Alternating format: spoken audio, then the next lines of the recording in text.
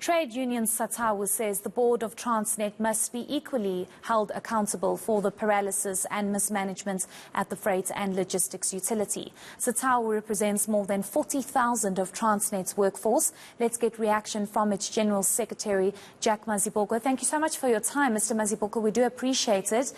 Perhaps before we get into what else you are expecting as Satawu to be done with regards to the mismanagement of Transnet, your reaction to those that were arrested yesterday with regards to some of those questionable contracts at Transnet. No, thank you very much, and thank you very much for having Satawu. Firstly, we'd like to applaud the SIU for doing a steady job in making sure that they bring the perpetrators to book. But we are also, as the organization, extremely worried of the fact that the board of directors are not amongst the people that have been arrested. I'm sure we all know that in state-owned companies, there is a board that is appointed either by the minister, to work hand in glove with the CEO and other officials in making sure that the state-owned companies is run smoothly and it meets its expectations.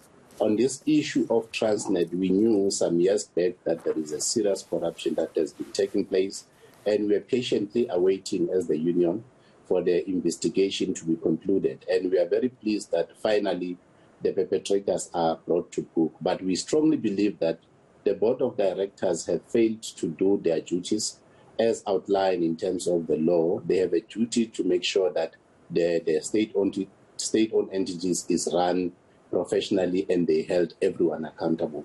Hence, we are worried if we don't see any member of the board being arrested.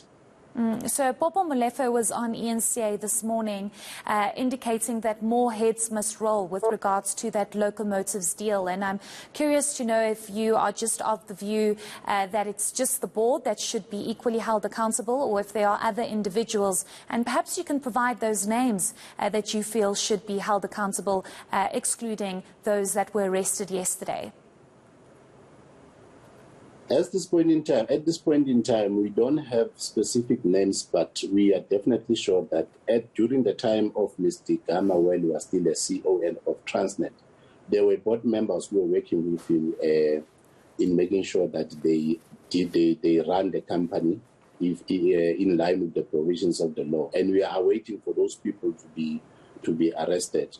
With regard to other people that will be arrested, we know for sure that the corruption that has been alleged to be committed by Mr. Gama and his officials, they were not working alone. They were also working with the private sector companies which were getting tenders from Transnet.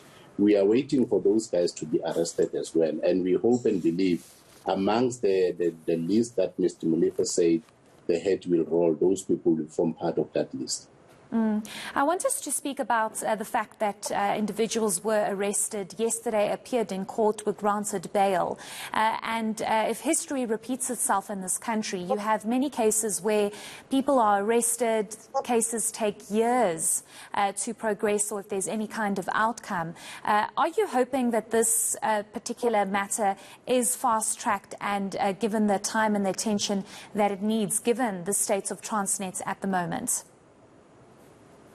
We are very much optimistic that the matter will be run smoothly and will be finalized with the agency that is needed, because you'll recall that all these issues have been vented out during the Zondo Commission.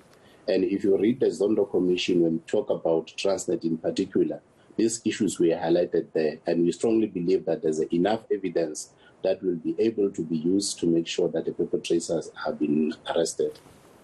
Mr. Mazibuko, just lastly, if I'm not mistaken, Satawu represents more than 40,000 of Transnet's workforce, and I'm curious to know the environment that they are subjected to. We do know that Transnet is facing a number of problems, even way before it was emerged what came out of state capture and some of those very questionable deals. But Transnet is integral to our economic growth and recovery, and at the moment it just doesn't seem as though it's operating as it should.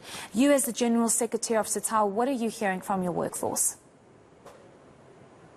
The workforce are very frustrated because you'll recall now, I'm sure some month ago, the government have issued a white paper. In that white paper, they are suggesting that the private partnership must work hand in glove with state-owned companies to bring the dignity and to run the entity smoothly. And we are worried about that because we all know that when there is a private company that is working there, the workers will lose their job. And secondly, this is a clear indication that it seems like the government, they acknowledge that they failed to run the entities on their own, and they believe that the private sector will do a better job. We are still engaging with Transnet regarding this issue, but really where we are as workers, we are very worried that workers might lose their job under the private sector being part of the state-owned entities. Again, just lastly, Mr. Mazibuko, will you be putting any further pressure on authorities and